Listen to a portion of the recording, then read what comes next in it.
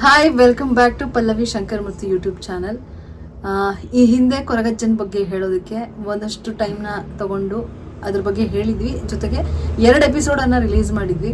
ಅದರಲ್ಲಿ ಒಂದು 162 ಕಮೆಂಟ್ಸ್ಗಳನ್ನ ಮಾಡಿದ್ದೀರಾ. ಪ್ರತಿಯೊಬ್ಬರಿಗೂ ಕಮೆಂಟ್ಸ್ಗೆ ನಾವು ರಿಪ್ಲೈ ಮಾಡೋದಕ್ಕಾಗಿರಲಿಲ್ಲ. ಹಾಗಾಗಿ ಇವತ್ತು ಮತ್ತೊಂದು ವಿಡಿಯೋ ಬಗ್ಗೆ ಹೇಳಕ್ಕೆ ಬಂದಿದ್ದೀವಿ. ಇವಳಿಗೆ ಹೆಚ್ಚಾಗಿ ಪರ್ಸ್ನಲ್ ಕಾಲ್ಸ್ಗಳನ್ನು ಮಾಡ್ತಾ ಇದ್ದಾರೆ. ಎಲ್ಲಿಗೆ ಹೋಗಬೇಕು, ಕೊರಗಜ್ಜ ದೇವಸ್ಥಾನಕ್ಕೆ, ನೀವು ಕುತ್ತಾರಿಗೆ ಹೋಗಬೇಕು ಅಂತಿದ್ದೀರಾ, ಹೆಬ್ರಿಗೆ ಹೋಗಬೇಕು ಅಂತಿದ್ದೀರಾ, ನಮಗೆ ಡೀಟೇಲ್ ಆಗಿ ಹೇಳಿ, ಮತ್ತೆ ಅಲ್ಲಿ ಹೆಂಗ್ ಹೋಗಬೇಕು ಅನ್ನೋದು ನಮ್ಗೆ ಗೊತ್ತಿಲ್ಲ, ಅದನ್ನ ಕೂಡ ಹೇಳಿ ಅಂತ ಹೇಳ್ತಿದ್ದಾರೆ. ಬೆಳಗ್ಗೆಯಿಂದನೂ ತುಂಬ ಕಮೆಂಟ್ಸ್ಗಳು ಕೂಡ ಹೇಳ್ತಿದ್ದಾರೆ, ನೀವು ನಂಬರ್ಸ್ಗಳನ್ನ ಕೊಡಲಿಲ್ಲ, ಹೇಳಿ ಹೆಂಗೆ ಹೋಗಬೇಕು ಅಂತ. ಅದಕ್ಕೆ ಇವತ್ತು ಹೇಗೆ ಹೋಗಬೇಕು, ಎಲ್ಲಿ ಹೋದರೆ ಏನು ನಡೆಯುತ್ತೆ ಪೂಜೆಗಳು, ಅದ್ರ ಬಗ್ಗೆನೂ ಹೇಳ್ತೀವಿ. ನಾವು ಹಿಂದೆ ನಮ್ಮ ಪರ್ಸ್ನಲ್ ಎಕ್ಸ್ಪೀರಿಯನ್ಸನ್ನು ಹೇಳುವಾಗ ಕೆಲವೊಂದು ವಿಚಾರಗಳನ್ನ ಮರ್ಜ್ ಮಾಡಿದ್ವಿ. ಬಟ್ ಇವತ್ತು ಹೇಗೆ ಹೋಗ್ಬೇಕು, ಅಲ್ಲಿ ಪೂಜೆಗಳ ವಿಧಿವಿಧಾನ ಹೇಗಿರುತ್ತೆ ಅನ್ನೋದನ್ನ ಅಷ್ಟೇ ಹೇಳ್ತೀವಿ. ಅದಕ್ಕೂ ಮುಂಚೆ ನನ್ನ ನಂಬರ್ ಈಸಿಯಾಗಿ, ನಂದು ಒಂದು ಬಿಸ್ನೆಸ್ ಇರೋದ್ರಿಂದ ಆ ಬಿಸ್ನೆಸ್ ಅಕೌಂಟ್ ನಂಬರು ಈಸಿಯಾಗಿ ನಿಮ್ಗಳಿಗೆ ಸಿಗ್ತಿದೆ. ಅದು ನನಗೆ ಗೊತ್ತು. ಒಬ್ರು ವ್ಯಕ್ತಿ ನನಗೆ ಮೆಸೇಜ್ ಹಾಕಿದ್ರು. ತುಂಬಾ ಜನದ ಕಾಲ್ ಮಾಡಿದ್ದಾರೆ, ಇನ್ಸ್ಟಾಗ್ರಾಮ್ನಲ್ಲೆಲ್ಲ ಮೆಸೇಜ್ ಹಾಕಿದ್ದೀರಾ, ಹೇಗೆ ಏನು ಅಲ್ಲಿಗೆ ಹೋಗೋದು ಅಂತ ಎಲ್ಲ. ಅವರೆಲ್ರಿಗೂ ಕೂಡ ಇದೊಂದು ಆನ್ಸರು. ಅದರಲ್ಲಿ ಪರ್ಟಿಕ್ಯುಲರ್ ಒಬ್ರು ವ್ಯಕ್ತಿ ಮಾತ್ರ ಹುಬ್ಳಿಯಿಂದ ಅವರು ಕಲಬುರ್ಗಿನ. ಸೊ ಅವ್ರು ಮೆಸೇಜ್ ಹಾಕಿ ನನಗೆ ಕರಿಗಂಧ ಬೇಕು. ನಾನು ತೋರಿಸ್ದೆ ತುಂಬಾ ಇದೆ ನನ್ನ ಹತ್ರ ಅಂತ. ಯಾರಾದ್ರೂ ಬಂದು ಶಾಪ್ ಹತ್ರ ಕಷ್ಟ ಇದೆ ಅಂತ ಹೇಳಿದ್ರೆ ನಾನು ಕೊಟ್ಟು ಕಳಿಸ್ಬೋದು. ಅಲ್ಲೆಲ್ಲೋ ಇರೋರ್ಗೆ ನಾನು ಇಲ್ಲಿಂದ ಕೊರಿಯರ್ ಮಾಡಿದ್ರೆ ಅವರು ಕಳ್ಸಿ ಅಂತ ತುಂಬಾ ಮೆಸೇಜ್ ಹಾಕ್ತಿದ್ದಾರೆ. ತುಂಬಾ ಕಷ್ಟ ಇದೆ, ದಯವಿಟ್ಟು ಅಜ್ಜನ್ ಗಂಧ ದಯವಿಟ್ಟು ಕಳ್ಸಿ, ಕೊರಿಯರ್ ಚಾರ್ಜಸ್ ಪೇ ಮಾಡ್ತೀನಿ, ಅದೇನಾಗುತ್ತೋ ನಾನು ಪೇ ಮಾಡ್ತೀನಿ ಅಂತ. ಇದು ಕೊರಿಯರ್ ಚಾರ್ಜಸ್ ಪೇ ಮಾಡೋದಾಗ್ಲಿ ಅಥವಾ ನೀವು ಅಮೌಂಟ್ ಕೊಡೋದ್ರಿಂದ ನಾನು ಗಂಧ ಕೊಡ್ತೀನಿ ಅನ್ನೋದಾಗ್ಲಿ ಅಲ್ಲ. ಅಜ್ಜನ ಗಂಧ ಅದು. ನಾನು ಕೊರಿಯರ್ ಮಾಡ್ಬೇಕು ಅಂದ್ರೆ ತುಂಬಾ ಸರಿ ಯೋಚನೆ ಮಾಡ್ಬೇಕು. ಇಲ್ಲಿಂದ ಒಂದು ಗಂಧ, ಅಜ್ಜನ ಗಂಧ ಬರುತ್ತೆ ಅಲ್ಲಿಗೆ ಅಂತ ಹೇಳಿದ್ರೆ ಎಷ್ಟು ಜನ ಸಿಕ್ಕಿರುತ್ತೋ ಗೊತ್ತಿಲ್ಲ. ಆಮೇಲೆ ಸಮ್ಟೈಮ್ಸ್ ಅವರು ಓಡಾಡ್ಬೇಕಾದ್ರೆ ಕಾಲ್ಗಳು ತಗಲಿರುತ್ತೆ, ಎಲ್ಲನೂ ಆಗಿರುತ್ತೆ. ಸೊ ನನಗೆ ಪರ್ಸನಲಿ ಅಷ್ಟು ದೂರ ಕೊರಿಯರ್ ಮಾಡೋದಕ್ಕೆ ಅಜ್ಜನ ಗಂಧನ ನನಗಂತೂ ಬಿಲ್ಕುಲ್ ಇಷ್ಟ ಇಲ್ಲ. ನಾನು ಆ ವ್ಯಕ್ತಿಗೆ ತುಂಬಾ ಸರಿ ಹೇಳಿದೀನಿ, ದಯವಿಟ್ಟು ನೀವು ಕೇಳ್ಬೇಡಿ ಅಂತ. ಬಟ್ ಪಾಪ ಅವರು ತುಂಬಾ ಸರಿ ಮೆಸೇಜ್ ಹಾಕ್ತಾನೆ ಇದ್ದಾರೆ. ನನಗೆ ಗೊತ್ತು ಈ ವಿಡಿಯೋ ಅವ್ರು ನೋಡ್ತಾರೆ ಅಂತ, ಅವ್ರಿಗೋಸ್ಕರನೇ ಹೇಳ್ತಿರೋದು. ದಯವಿಟ್ಟು ಅರ್ಥ ಮಾಡ್ಕೊಳ್ಳಿ. ನಾನು ಇಲ್ಲಿಂದ ಗಂಧನ ಕಳಿಸ್ಕೊಡೋದಕ್ಕೆ ತುಂಬಾನೇ ಪ್ರಾಬ್ಲಮ್ ಆಗುತ್ತೆ. ಅದು ಕಾಲೆಲ್ಲ ಒದ್ದೋದು, ಅದು ನಮ್ಗೆ ಪಾಪಗಳು ಅಂಟೋದು.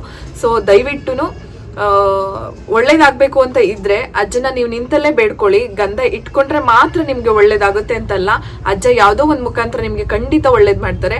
ಆಮೇಲೆ ಕ್ಷೇತ್ರಕ್ಕೆ ಹೋಗ್ಲೇಬೇಕು ಅಂತಾನೂ ಏನಲ್ಲ, ನೀವಿದ್ದಲ್ಲೇ ಕೂಡ ಅಜ್ಜನ ಭಕ್ತಿಯಿಂದ ಬೇಡ್ಕೊಂಡ್ರೆ ಅಜ್ಜ ಖಂಡಿತ ನಿಮ್ ಜೊತೆಗೆ ನಿಂತ್ಕೊಂತಾರೆ.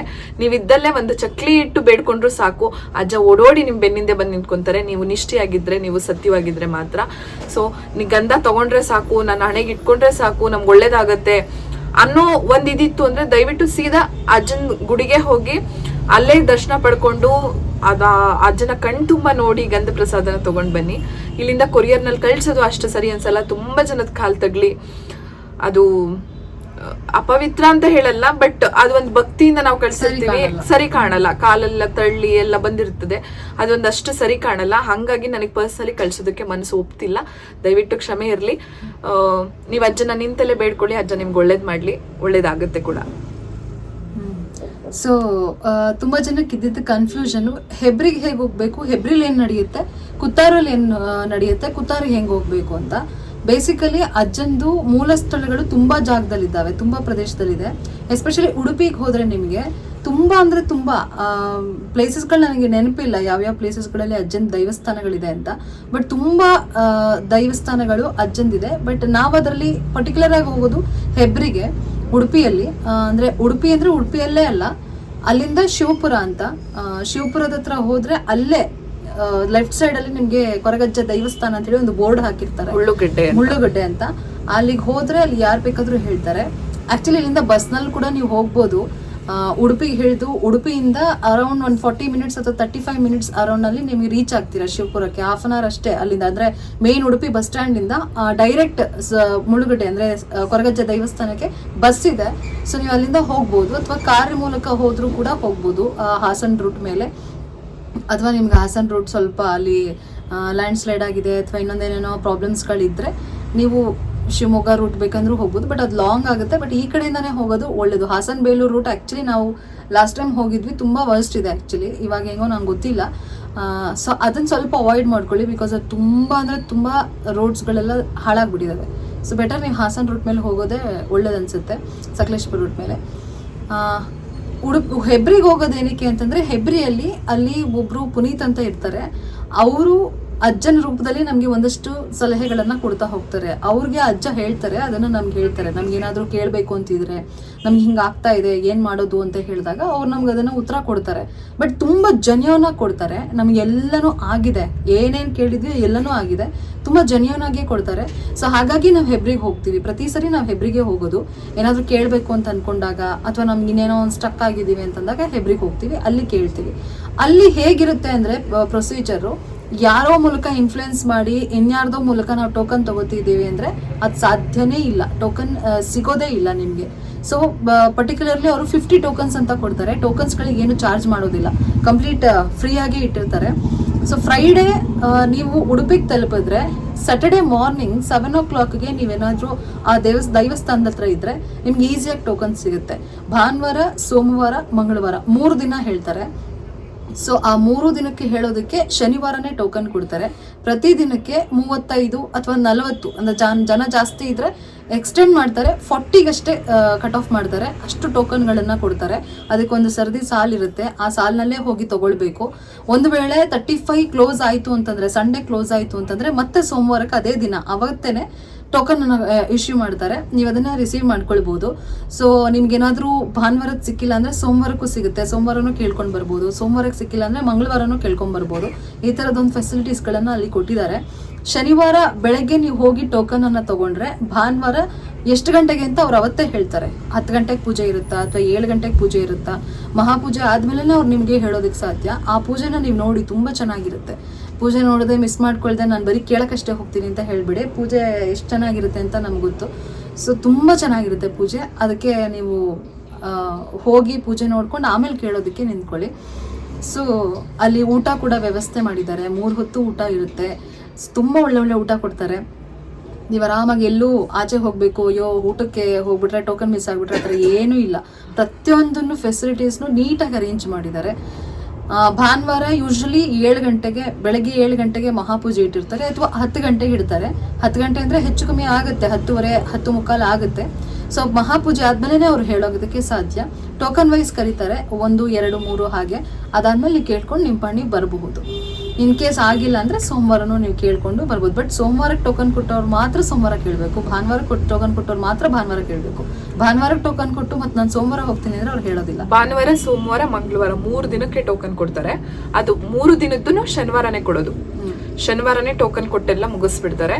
ಸೊ ಭಾನುವಾರದ ಒಂದು 40 ಜನಕ್ಕೆ, ಸೋಮವಾರ ಒಂದು 40 ಜನಕ್ಕೆ, ಮಂಗಳವಾರ ಒಂದು 40 ಜನಕ್ಕೆ. ಇಷ್ಟೇ. ಜನ ಜಾಸ್ತಿ ಇತ್ತು ಅಂದ್ರೆ ಮೇ ಬಿ ಅವ್ರು ಎಕ್ಸ್ಟೆಂಡ್ ಮಾಡ್ತಾರೆ, 40 ಜನನೋ 50 ಜನನೋ ಮೇ ಬಿ ಎಕ್ಸ್ಟೆಂಡ್ ಮಾಡ್ಬೋದು. ಅದು ಅವತ್ತಿನ ದಿನ ಎಷ್ಟು ಜನ ಸೇರಿರ್ತಾರೋ ಅಷ್ಟು ಜನನ ಡಿವೈಡ್ ಮಾಡಿ 3 ದಿನಕ್ಕೆ ಆಗೋ ತರ ಟೋಕನ್ನ ಕೊಡ್ತಾರೆ. ಸೊ ಕನ್ಫ್ಯೂಸ್ ಆಗಬೇಡಿ. ನಾನು ಮಂಗಳವಾರ ಹೋಗೋದು, ಸೊ ಸೋಮವಾರ ಹೋಗಿ ಟೋಕನ್ ತಗೊಂತೀನಿ, ಸೋಮವಾರ ಹೋಗೋದು, ಸೊ ಭಾನುವಾರ ಹೋಗಿ ಟೋಕನ್ ತಗೊಂತೀನಿ ಅಂತ ಕನ್ಫ್ಯೂಸ್ ಆಗಬೇಡಿ. ಎಲ್ಲಾ ದಿವಸಕ್ಕೂ ಟೋಕನ್ ಕೊಡೋದು ಒಂದೇ ದಿವಸ, ಶನಿವಾರ.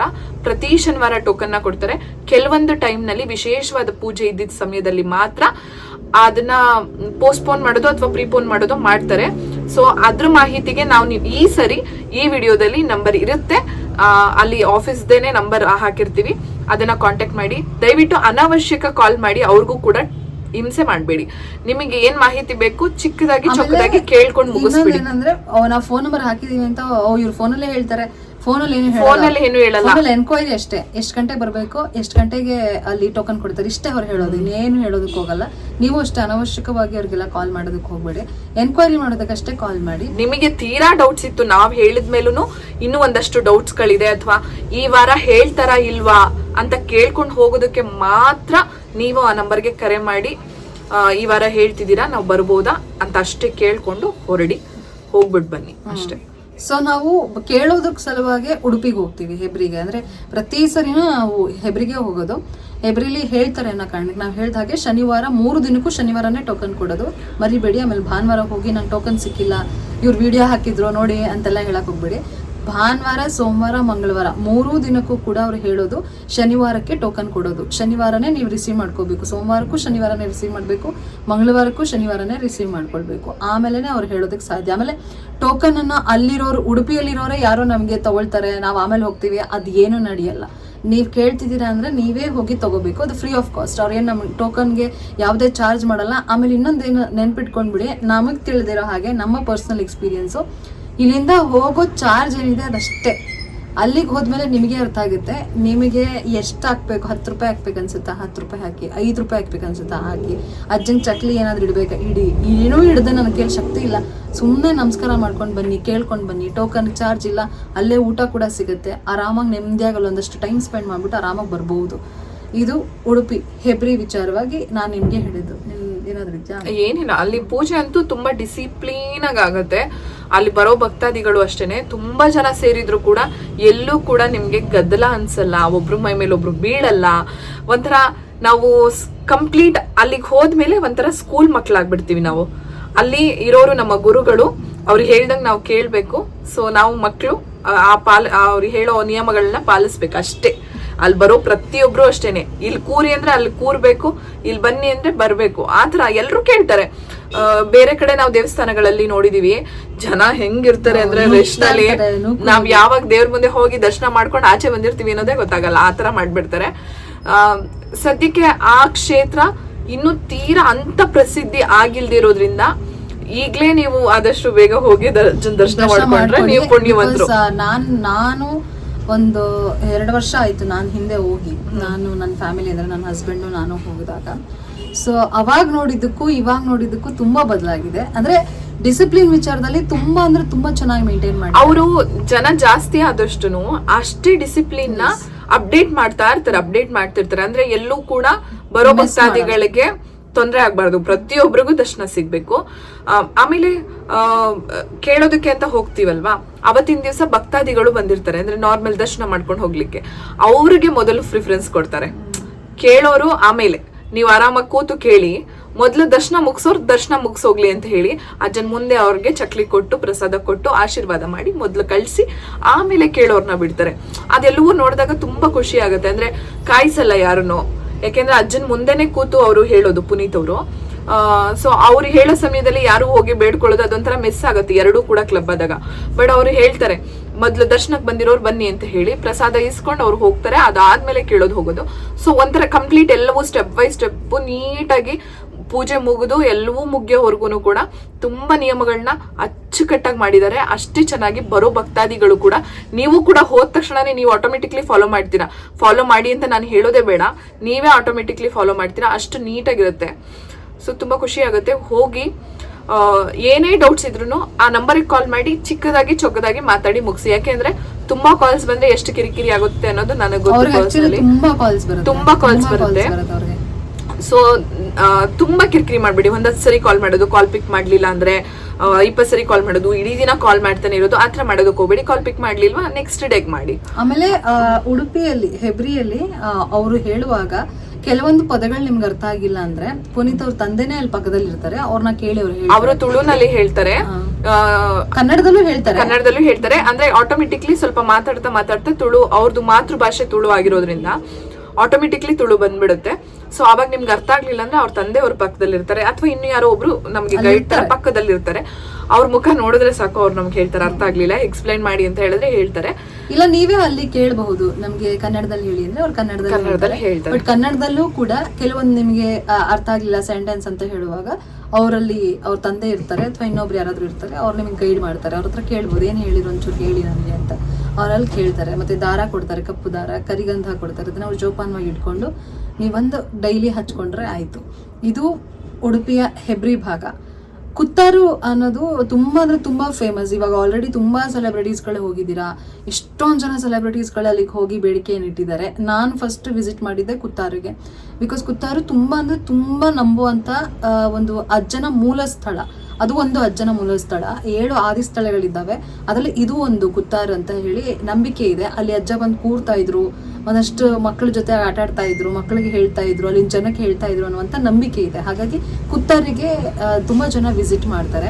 ಈಗ ಸದ್ಯಕ್ಕೆ ಅದು ಅಭಿವೃದ್ಧಿ ಕಾಣ್ತಾ ಇದೆ. ಮುಂಚೆ ಗುಡಿಸ್ಲಲ್ಲಿ ಒಂದು ಶೆಡ್ ಥರ ಅಂದರೆ ಒಂದು ಹಟ್ ಥರ ಇತ್ತು ಅದು ಆ್ಯಕ್ಚುಲಿ, ಅಲ್ಲಿ ಅಜ್ಜ ಇರ್ತಿದ್ರು. ಬಟ್ ಇವಾಗ ಒಂದು ಸ್ವಲ್ಪ ಅಭಿವೃದ್ಧಿ ಆಗ್ತಾ ಇದೆ. ಅಲ್ಲಿ ಬಂದಂಥ ಭಕ್ತಾದಿಗಳೇ ಒಂದಷ್ಟು ಹಣವನ್ನು ಹಾಕಿ ಅದನ್ನು ಡೆವಲಪ್ ಮಾಡ್ತಾ ಇದ್ದಾರೆ.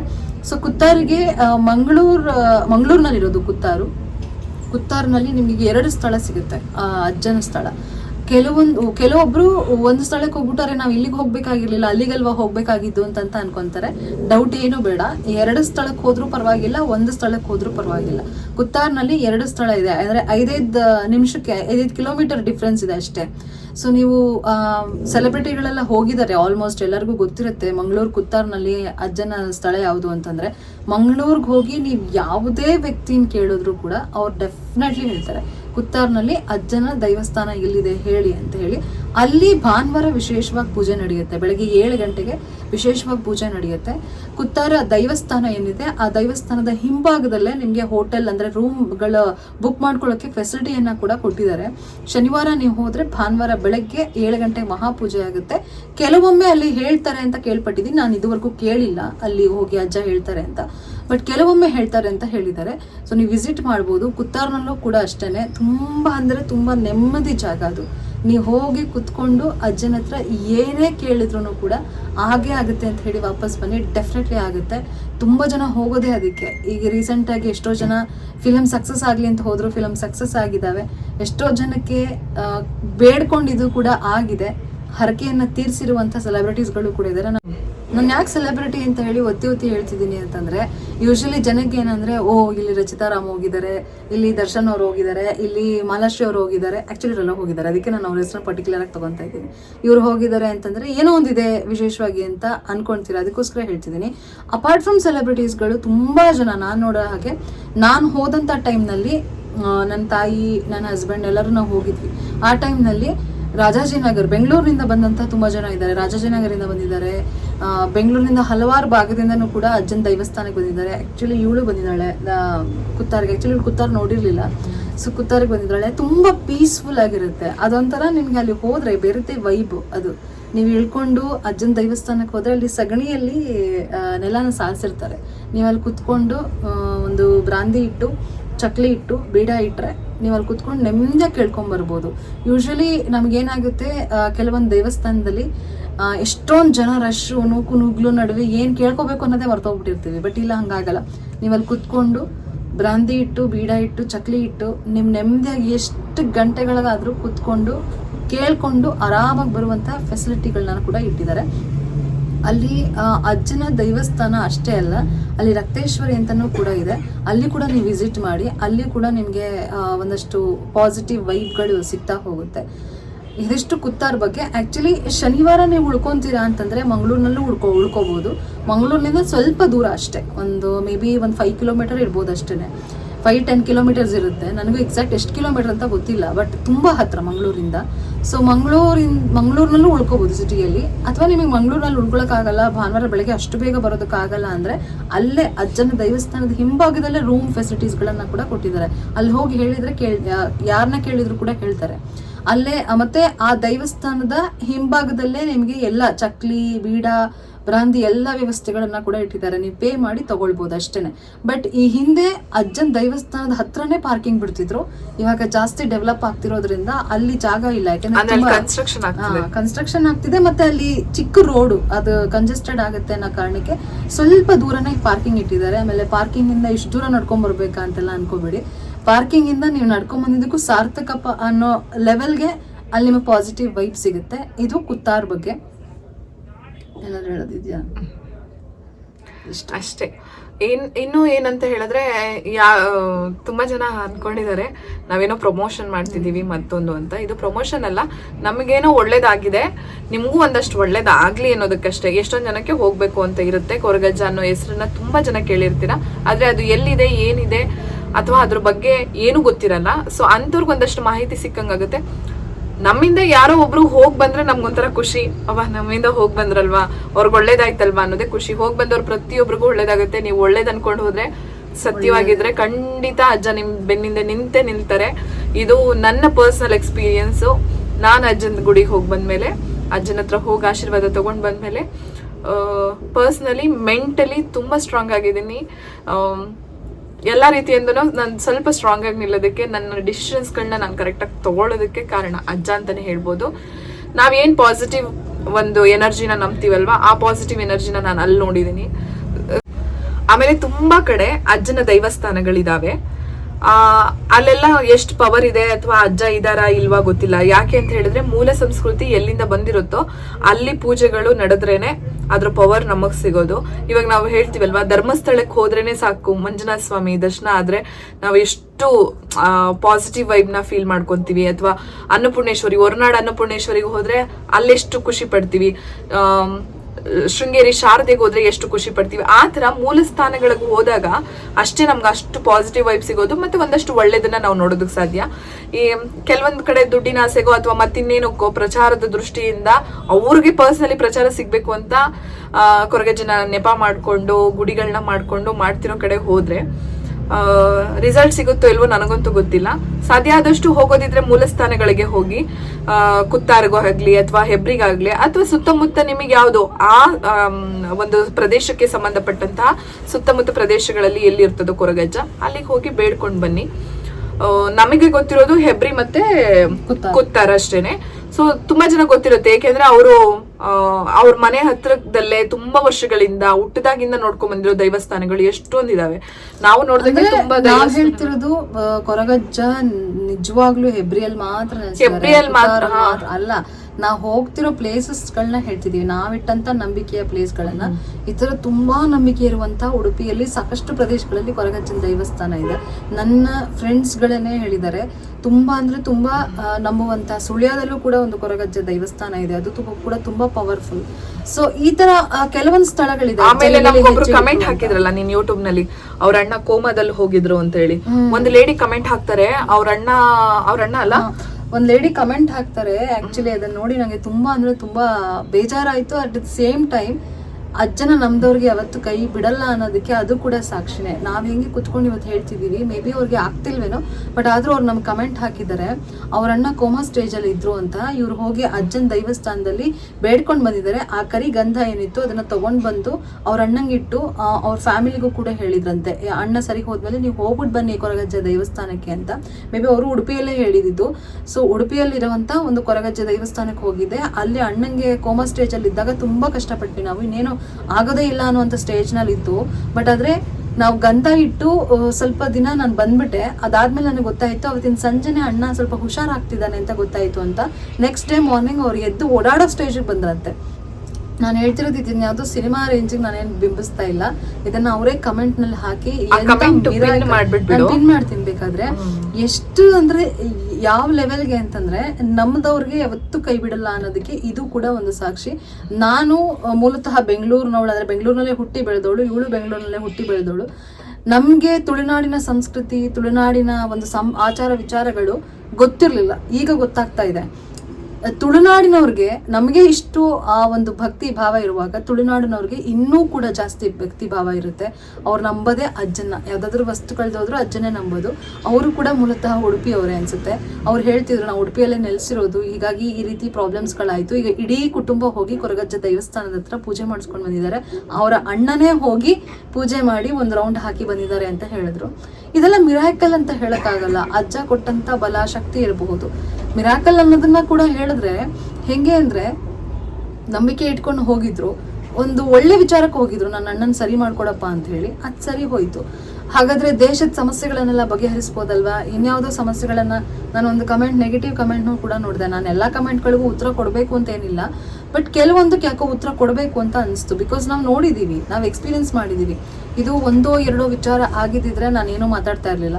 ನಾವು ಅನ್ಕೊಂಡ ಪ್ರತಿ ವಿಚಾರಗಳು ಕೂಡ ಹಂತವಾಗಿ ಆಗ್ತಾ ಬರ್ತಾ ಇದೆ. ತಡ ಆಗುವಂತ ವಿಚಾರಗಳನ್ನ ಅಜ್ಜನೇ ಬೇಕಂತ ತಡ ಮಾಡಿರ್ಬಹುದು, ಬಟ್ ಆಗಿದೆ, ಎಲ್ಲಾ ವಿಚಾರಗಳನ್ನು ಕೂಡ ಆಗಿದೆ. ಯಾರೊಬ್ರು ಕಮೆಂಟ್ ಮಾಡಿದ್ರು ನೆಗೆಟಿವ್ ಆಗಿ, ಇಡೀ ದೇಶದ ಸಮಸ್ಯೆಗಳನ್ನ ಬಗೆಹರಿಸ್ಬೋದಲ್ಲ ಹಾಗೆ ಹೀಗೆ ಅಂತೆಲ್ಲ. ಸಾರಿ, ನೀನ್ ಅದಕ್ಕೆ ಆನ್ಸರ್ ಮಾಡೋ ನೆಸೆಸಿಟಿನೂ ಇಲ್ಲ. ಯಾಕೆ ಅಂದ್ರೆ ನಾವು ಹಾಕೋ ಪ್ರತಿ ವಿಡಿಯೋಗೂನು ಒಬ್ರಲ್ಲ ಒಬ್ರದ್ದು ಕೊಂಕುಗಳು ಇದ್ದೇ ಇರುತ್ತೆ. ಅವ್ರೆಲ್ರಿಗೂ ನಾವು ಆನ್ಸರ್ ಮಾಡ್ಕೊಂಡು ಕುತ್ಕೊಳ್ಳೋ ಅವಶ್ಯಕತೆ ಇಲ್ಲ. ಫಸ್ಟ್ ಅವ್ರ ಸಮಸ್ಯೆ ಏನಿದೆ ಅದನ್ನ ಪರಿಹರಿಸ್ಕೊಂಡ್ರೆ ಅವ್ರು ಸಾಕು. ಅವ್ರು ಬಂದು ನಮ್ಮನ್ನ ಇಡೀ ದೇಶದ ಸಮಸ್ಯೆ ಬಗ್ಗೆ ಮಾತಾಡುವಷ್ಟು ಅವ್ರು ದೊಡ್ಡವ್ರೇನಿರೋದಿಲ್ಲ. ಅವ್ರವ್ರ ಸಮಸ್ಯೆಗಳು ಏನಿದೆ ಅನ್ನೋದನ್ನ ಅವ್ರು ಪರಿಹಾರ ಮಾಡ್ಕೊಂಡ್ರೆ ಸಾಕು. ನಮಗ್ ಪರ್ಸನಲಿ ನಮ್ಮ ಸಮಸ್ಯೆಗಳು ತುಂಬಾ ದೊಡ್ಡದು. ಸೊ ಅದನ್ನ ನಾವು ಪರಿಹಾರ ಮಾಡ್ಕೊಂತಿದೀವಿ ಅಷ್ಟೇ. ಇವಳು ಹೇಳೋ ಹಾಗೆ ನಾವು ಅದನ್ನ ಇಗ್ನೋರ್ ಮಾಡ್ತೀವಿ. ಬಟ್ ಆದ್ರೆ ಪಾಸಿಟಿವ್ ಕಮೆಂಟ್ಸ್ ಇದೆಯಲ್ಲ, ಪಾಸಿಟಿವ್ ಕಮೆಂಟ್ಸ್ಗಳಂತೂ ನನಗೆ ತುಂಬಾ ಖುಷಿ ಆಯ್ತು, ನಿಜವಾಗ್ಲೂ ಖುಷಿ ಆಯ್ತು. ಆಲ್ಮೋಸ್ಟ್ ಬ್ಯಾಂಗ್ಳೂರ್ನಲ್ಲಿರುವಂತ ಎಷ್ಟೋ ಜನ ಮತ್ತೆ ಬೇರೆ ಬೇರೆ ಡಿಸ್ಟ್ರಿಕ್ಟ್, ಅದರಲ್ಲೂ ಉತ್ತರ ಕರ್ನಾಟಕದ ಎಷ್ಟೋ ಜನ ಕಮೆಂಟ್ ಮಾಡಿದ್ದಾರೆ, ಕೊರಗಜ್ಜ ನಾನು ಹೋಗ್ಬೇಕು, ಹೋಗ್ಬೇಕು ಹೇಳಿ, ಪ್ಲೀಸ್ ಹೇಳಿ. ನಾನಂತೂ ತುಂಬಾ ನಂಬಿದ್ದೆ ಕೊರಗಜ್ಜಂಗೆ, ಹೌದು ನನಗೆಲ್ಲ ಆಗಿದೆ. ತುಂಬಾ ಜನ ಕಮೆಂಟ್ ಮಾಡಿದ್ದಾರೆ, ಅವ್ರ ಸ್ಟೋರೀಸ್ಗಳನ್ನೆಲ್ಲ ಹೇಳ್ಕೊಂಡಿದ್ದಾರೆ. ಎಲ್ಲಾನು ಹೇಳಕ್ ಆಗಲ್ಲ. ತುಂಬಾ ಮಂಗಳೂರು ಉಡುಪಿಗೆ ಸಂಬಂಧಪಟ್ಟವ್ರೇನೆ ಕಾಲ್ ಮಾಡಿ ಹೆಂಗ್ ಹೋಗೋದು, ನಾವು ಆ ಸೈಡ್ ಅವರೇ ನಮ್ಗೆ ಗೊತ್ತಿಲ್ಲ ಹೆಂಗ್ ಹೋಗೋದು ಅಂತೆಲ್ಲ ಕೇಳಿದೀರಾ. ಸೊ ಈ ವಿಡಿಯೋನಲ್ಲಿ ನಿಮಗೆ ಕ್ಲಿಯರ್ ಆಗಿ ಗೊತ್ತಾಗಿದೆ ಹೇಗ್ ಹೋಗ್ಬೇಕು ಅಂತ. ಆಮೇಲೆ ಪಾಪ ಇನ್ನೊಬ್ರು ಯಾರೋ ಕಮೆಂಟ್ ಹಾಕಿದ್ರು, ಅಜ್ಜಂಗೆ ನಾವು ಪೆನ್ಸಿಲ್ ಕಳ್ದೋದ್ರೆ ಮತ್ತೊಂದು ಕಳ್ದೋದ್ರೆ ಚಕ್ಲಿ ಇಟ್ಟು ಅಜ್ಜ ಸಿಗ್ಲಿ ಅಂತ ಹೇಳಿ ಚಕ್ಲಿ ಇಟ್ಟು ಬೇಡ್ಕೊಂತಿದ್ವಿ. ಈಗ ಅಜ್ಜ ನಮ್ ಕೈಗೆ ಸಿಗದೆ ಇರೋಷ್ಟು ದೂರ ಹೋಗ್ಬಿಟ್ಟಿದ್ದಾರೆ ನಿಮ್ಗಳ ಪ್ರಚಾರದಿಂದ ಅಂತ. ಪ್ರಚಾರದಿಂದ ಅಜ್ಜ ದೂರ ಹೋಗಿಲ್ಲ, ಇನ್ನೊಂದಷ್ಟು ಮನಗಳನ್ನ ಬೆಳಗ್ತಾ ಇದ್ದಾರೆ. ಆತರ ಪಾಸಿಟಿವ್ ಆಗಿ ಯೋಚನೆ ಮಾಡಿ. ಅಜ್ಜ ನಿಮ್ಮಿಂದ ಬಿಟ್ಟು ಎಲ್ಲೂ ದೂರ ಹೋಗಿರಲ್ಲ. ನೀವ್ ಅಜ್ಜನ ಮೇಲೆ ಭಕ್ತಿ ಇಟ್ಟಿದ್ರೆ ಅಜ್ಜ ಪ್ರತಿಯೊಬ್ಬರ ಮನಸ್ಸಿನಲ್ಲಿ ಪ್ರತಿಯೊಬ್ಬರ ಮನೆಯಲ್ಲಿ ನೆಲೆಸಿರ್ತಾರೆ. ಅದು ಸತ್ಯ, ಅದೊಂದೊಂದು ತಿಳ್ಕೊಳ್ಳಿ. ಸೊ ಹೆಬ್ರಿ ಮತ್ತೆ ಕುತ್ತಾರು ಇದೆರಡನ್ನು ಬಿಟ್ರೆ ನಾವ್ ಅಲ್ಲಿವರೆಗೂ ಹೋಗಕ್ಕಾಗಲ್ಲ. ತುಂಬಾ ಜನ ಇವಾಗ ಶಾಪಲ್ಲೇನೆ ಒಂದಷ್ಟು ಜನ ಹೇಳ್ತಾ ಇದ್ರು ನಮ್ಗೆ ಹೋಗಕ್ಕಾಗಲ್ಲ ಅಲ್ಲಿಗೆ, ಹಂಗೆ ಬೇಡ್ಕೋಬಹುದಾ ಅಂತ. ಹಂಗೇನೂ ಬೇಡ್ಕೋಬಹುದು. ಆಕ್ಚುಲಿ ನಿಮ್ಮ ಮನೆಯಲ್ಲೇನೆ ರಾತ್ರಿ 7 ಗಂಟೆ ಆದ್ಮೇಲೆ ಒಂದು ದೀಪನ ಹಂಚಿಸಿ, ಅಥವಾ ನಿಮ್ಮ ಮನೆ ಭಾಗದಲ್ಲಿ ತುಳಸಿ ಇದ್ರೆ ಅಲ್ಲಿ ಚಕ್ಲಿ ಮತ್ತೆ ಬೀಡ ಅಥವಾ ಎಲೆ ಏನ್ ಸಿಗುತ್ತೆ ನಮ್ಮ ಕೈಲಿ, ಬೀಡ ಅಂದ್ರೆ ಬೇರೆ ಹತ್ರನೇ ಸಿಗ್ಬಿಡುತ್ತೆ, ಎಲೆ ಇಟ್ಟು ಚಕ್ಲಿ ಇಟ್ಟು ನೀವು ನಿಷ್ಠೆಯಿಂದ ಬೇಡ್ಕೊಂಡ್ರೆ ಡೆಫಿನೆಟ್ಲಿ ಆಗೇ ಆಗುತ್ತೆ. ಯೂಶಲಿ ಯಾವುದೇ ದೇವಸ್ಥಾನಕ್ಕೆ ಹೋದ್ರೆ ಅವ್ರು ಹೇಳೋದು ಒಂದೇ, ನಿಮ್ಮ ಹರಕೆ ತೀರಿದ ಮೇಲೆ ಅಂದ್ರೆ ನಿಮ್ಮ ಕೆಲಸಗಳಾದ್ಮೇಲೆ ನೀವೇನ್ ಹರಿಸ್ಕೊಂಡಿದ್ರು ಅದನ್ನ ತೀರಿಸಿ ಅಂತ. ಅದಕ್ಕೂ ಮುಂಚೆ ತೀರಿಸುವಂತ ಅವಶ್ಯಕತೆ ಇಲ್ಲ ಅಂತ. ಯಾಕಂದ್ರೆ ನನಗೆ ಕುತ್ತಾರ್ನಲ್ಲೂ ಕೂಡ ಅದನ್ನೇ ಹೇಳಿದ್ದು, ನಿಮ್ಮ ಕೆಲಸ ಆಗಿದೆ ಅಂದ್ರೆ ಮಾತ್ರ ಬಂದು ಹರಕೆ ತೀರಿಸಿ ಅಂತ. ಸೊ ನೀವ್ ಏನ್ ಹರಕೆ ಹೋಗ್ತಿದ್ದೀರೋ ಅದು ಆಗಿದ ತಕ್ಷಣನೇ ನೀವು ಅದನ್ನ ಹರಕೆ ತೀರಿಸ್ಬೋದು. UK ಅಲ್ಲಿ ನನ್ನ ಫ್ರೆಂಡ್ ಒಬ್ರು ಇದ್ರು, ಅವರು ಕೂಡ ಇದೇ ರೀತಿ ಮಾಡಿದ್ರು. ಮನೆಯಲ್ಲೇ ಕುತ್ಕೊಂಡು ಎಲೆ ಚಕ್ಲಿ ಇಟ್ಟು ಅವ್ರಿಗೆ ಯಾವ್ದೋ ಕೆಲಸ ಆಗ್ಬೇಕಾಗಿತ್ತು. UK ಲಂಡನ್ ಅಲ್ಲಿ ಕುತ್ಕೊಂಡು ಕೇಳಿದ್ರು. ಅವ್ರು ಅದನ್ನ ಕೇಳಿ ಒಂದೇ ತಿಂಗಳಿಗೆ ಅವ್ರಿಗೆ ರಿಸಲ್ಟ್ ಬಂತು. ಪಾಪ ಅವ್ರು UK ಲಂಡನ್ ಇಂದ ಬಂದು ಮಂಗಳೂರಿನ ಕುತ್ತಾರ್ಗೆ ಹೋಗಿ ಪೂಜೆ ಸಲ್ಲಿಸಿದ್ದಾರೆ. ಸೊ ಎಲ್ಲೆಲ್ಲೋ ಇರೋರ್ಗೆ ಆಗ್ತಾ ಇದೆ, ಮತ್ತೆ ನಮ್ಗಳಿಗೂ ಆಗ್ತಿದೆ ಅಂದ್ರೆ ನಿಮ್ಗೂ ಹಾಗೆ ಆಗುತ್ತೆ. ಸೊ ನೀವು ಬೇಡ್ಕೋಬಹುದು. ಇದು ಹೆಬ್ರಿ ಮತ್ತು ಕುತ್ತಾರ್, ಮಂಗಳೂರು, ಉಡುಪಿ, ಹಾಗೆ ನಿಮ್ಮ ಮನೆಯಲ್ಲೇ ಬೇಡ್ಕೊಳ್ಳುವಂತ ಪ್ರೊಸೀಜರ್ಸ್ಗಳು. ಕ್ಲೀನಾಗಿ ಕೇಳಿಸ್ಕೊಂಡು ಹೋಗಿ, ಅವರಿಗೆ ಜಾಸ್ತಿ ಟಾರ್ಚರ್ ಕೊಡದೆ ಏನ್ ಎನ್ಕ್ವೈರಿ ಮಾಡಬೇಕು, ಬೇಸಿಕ್ ಎನ್ಕ್ವೈರಿ ಅದನ್ನ ಮಾಡಿ. ನಾನು ಈ ಡಿಸ್ಕ್ರಿಪ್ಷನ್ ಅಲ್ಲಿ ನಿಮ್ಗೆ ನಂಬರ್ ಹಾಕಿರ್ತೀನಿ ಹೆಬ್ರಿದು, ಅವ್ರ ಕಾಲ್ ಮಾಡ್ಕೊಂಡು ಹೋಗಿ. Thank you.